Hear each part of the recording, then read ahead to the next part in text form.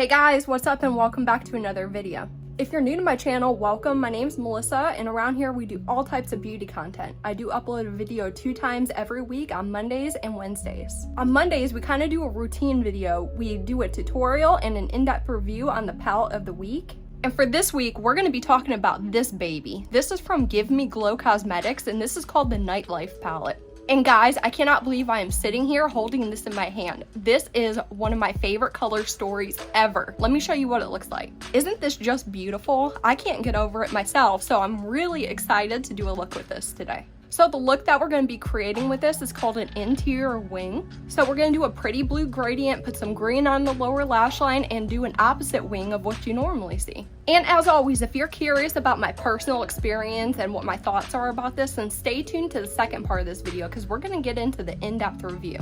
So with all that being said, let's get right into the tutorial. Hey guys, welcome to the tutorial and we're going to get started on this look. Did I ever tell you how excited I am to play with this palette again? I already used it once on Saturday, so this is my second time dipping into it, and I am still excited about it. So we're gonna go ahead and get started with our eye prep steps. I already did my eye moisturizing step when I put on some makeup earlier, so the first thing I'm gonna do is just prime my eye. Go ahead and use any eye primer that you want, and I'm just gonna stick to my Revlon Candid Concealer.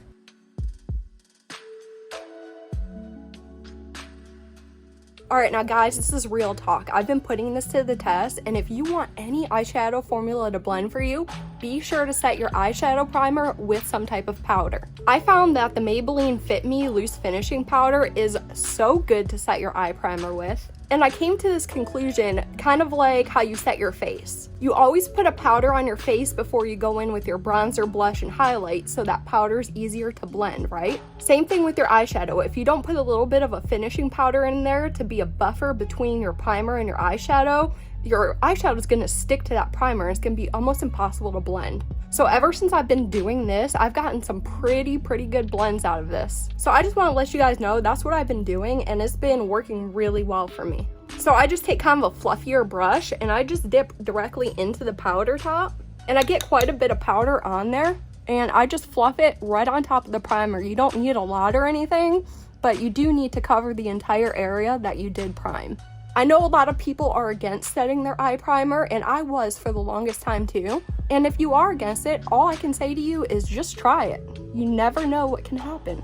Alright, so now we're ready to get into the eyeshadow portion, and as I call out these shades, I'm just going to call them by color because the shade names are printed on the back of each individual shadow, and I don't want to accidentally dig my nails into one of the shades, so I'm just going to call them out by color. And for this, I am going to take my multi-purpose brush, and you can grab this on eBay, and of course I'll have everything listed in the description box with links if you're ever curious about anything that I'm using. So for the first shadow, I'm going into the deepest blue in the palette. And of course, I'm going to start in the middle of my crease. And I'm going to take the shadow all the way around my outer corner. And I want to keep the shape round. So when people normally make a V out here, I'm just going around all the way to the bottom of my outer corner. I picked up some more product on my brush. And I'm starting in the middle again. And bringing this all the way into my inner corner. And now once I have that basic shape on there, I'm just going to go ahead and fill in all the gaps and kind of clean this up a little bit.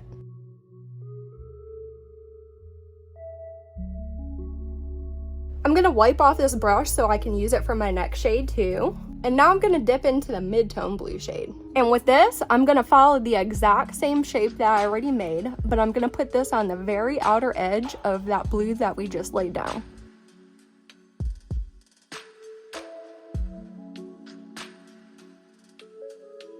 Same brush, I'm going to dip into the lightest blue shade now. And this, you kind of want to just do little whispers of this shade all around the edge of what we just did.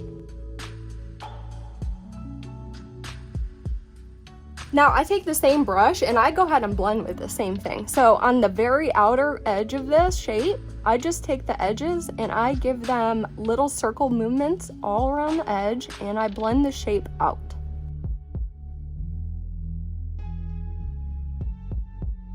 At this point, you could get whatever blue shade that you desire on your brush and go in the middle of the shape and kind of blend all the 3 colors together so there's no harsh edges on the inside of this thing that we made.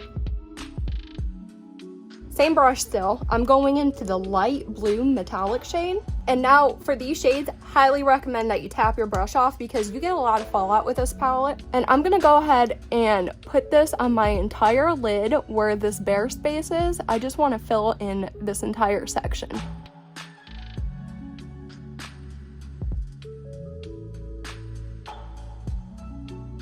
Once we got that first metallic in, take your brush and go into that second metallic. And for this part, I just put this on the very edge where the matte meets the metallic in the crease area. And I just kind of blend both the shades together with this one, just so it looks pretty seamless. So essentially, I just go around the entire shape, giving this a good blend with that metallic. So that was a super easy top eye, but now it's time to go into the waterline. So for this, I just chose a light blue liner because it kind of matches, you know. So I'm just gonna go ahead and line my waterline with this.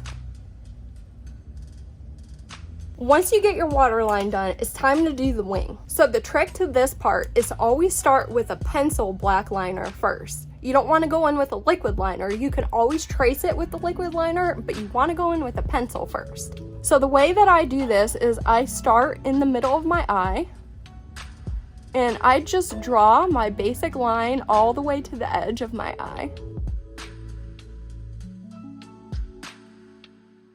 So once I get that part done, then I start working on the front half.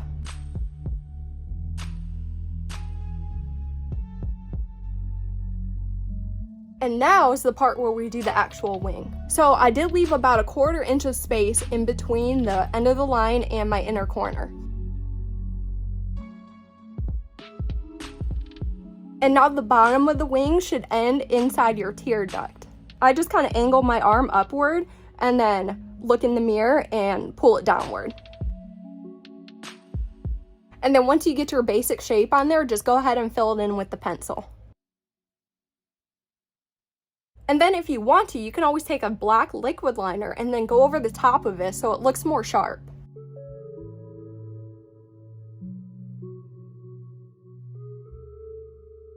Now if you have fallout like I do, then now's the time to clean it up, whichever way you choose.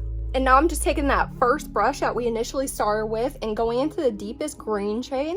And for the lower lash line, we're gonna do the taper like we normally do. So I'm gonna start in the very inner corner and do quite a thin line. And the further I go out, the thicker I get.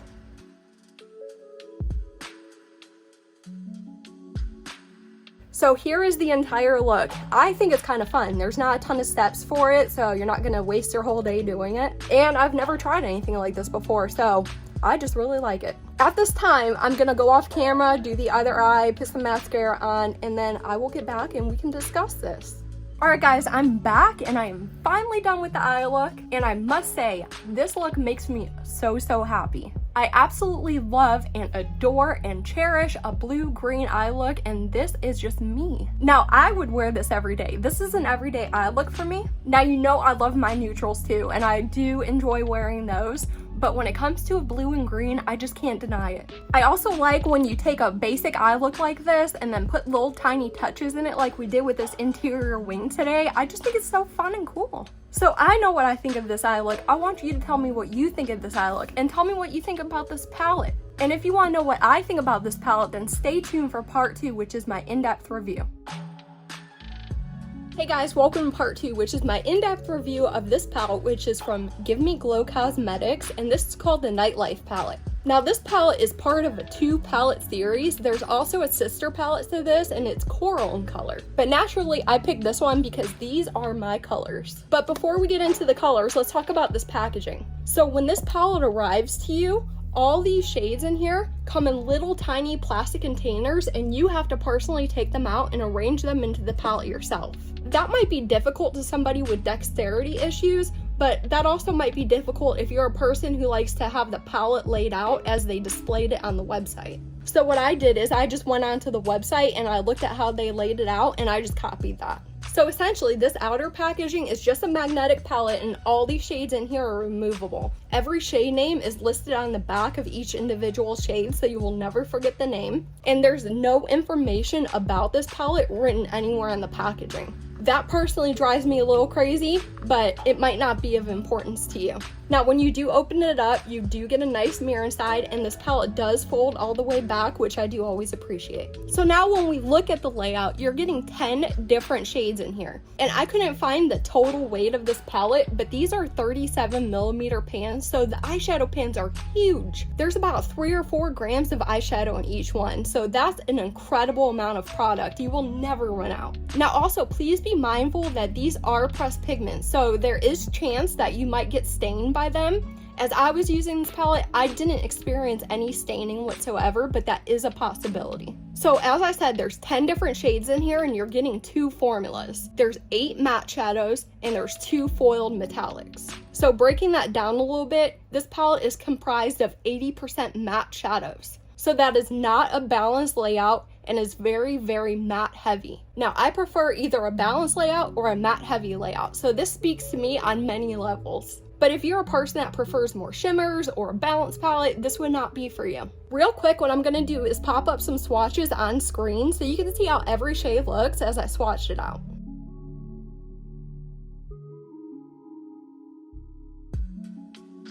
Alright guys, let's move right into our routine data check. This palette is not specified as being any type of clean or conscious formula.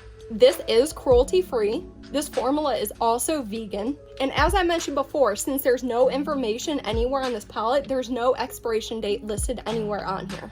So let's move right into the cost evaluation. If you went out and bought this palette as it is today, it would cost you $45. Breaking that down a little bit, it comes to $4.50 per shade. And as for the cost per gram, like I said before, I'm unaware of how many grams there's actually in this palette, so I did estimate it as possibly 30 to 40 grams total weight. So assuming that number's true, you're going to pay anywhere between $1.13 to $1.50 per gram. So comparing this palette to other palettes offered on the market, the price per shade is not great, but comparing its cost per gram to other palettes is pretty affordable when looked at like that. And additionally, I also wanted to point out that Give Me Glow Cosmetics sells their pressed pigment singles on their website for $7 a piece. So the fact that these break down to $4.50 when you buy them in this bundle, it makes more sense. So guys, let's just get into the most opinionated part of this review, which is my recommendation. Now, the first 4 things I always like to talk about is patching, creasing, staining, and blendability. Now, as far as patchiness, this is something I want to talk about.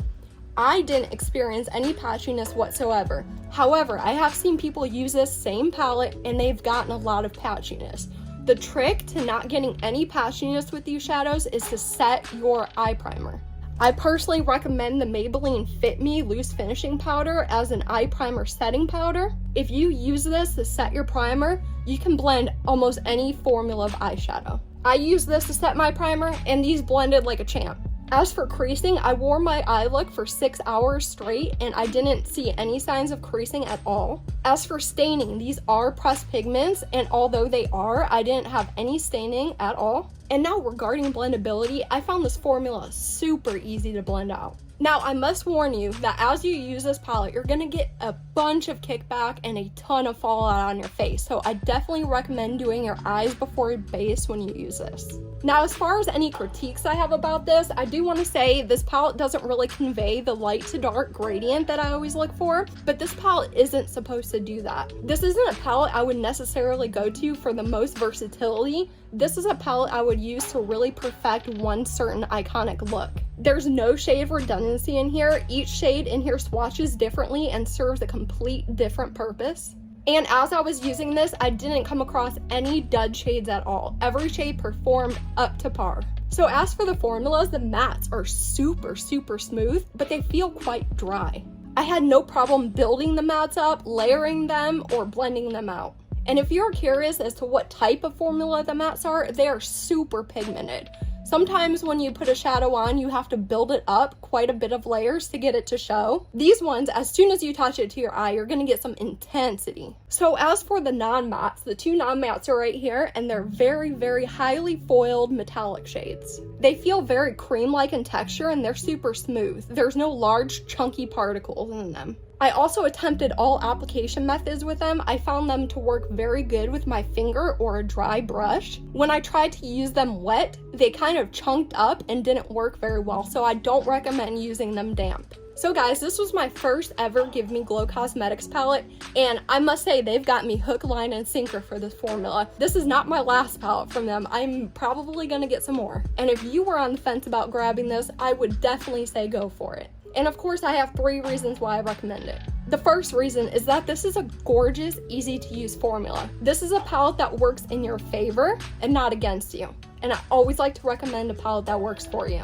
My second reason is that you got the perfect colors to work on perfecting a look. If you wanted to perfect a blue-green eye look, these are the best colors to do that in a really, really good formula. And my third reason is that you can create some super interesting gradients with these. So yeah guys, all in all, I rated this palette an A. This is definitely on par with my benchmark formulas in my collection, and I had such a great time with this. So that's all I have for today's video. I hope you enjoyed it and found it helpful, and if you did, please give me a giant thumbs up, and if you didn't, just hit that thumbs down button. And until next time, bye!